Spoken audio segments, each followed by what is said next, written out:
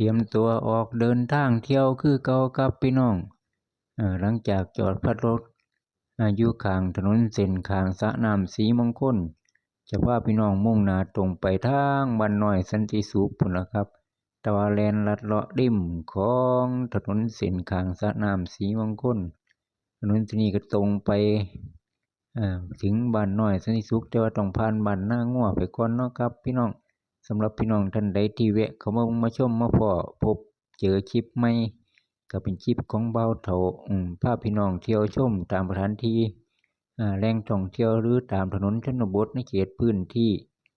ของเขตเทศบาลน้ำพร้อมชนบทไปน้ำเขตทางตำบลไปแล้วแต่บางพื้นที่และบางโอกาสจะพาพี่น้องชมวิวทิวทัศน์สองข้างทางไปน้ำกันนะพี่น้องแต่ละคลิปแต่ละที่ทำเสนอลงไปเป็นคลิปขี่มอเตอร์ไซค์ท่องเที่ยวตามสถานที่ต่างๆบ่ว่าจะเป็นเขตบ้านนอกบ้านไกลบ้านใกล้ก็พาพี่น้องมีโอกาสพาพี่น้องไปตามเบิ่งไปน้ำกันกับพี่น้องขี่มอเตอร์ไซค์เที่ยวชมวิวไปสองข้างทางก็มาฮอดมาถึงบ้านนางัวแล้วครับพี่น้องอันนี้เพิ่นเอิ้นว่าบ้านนางัวเนาะ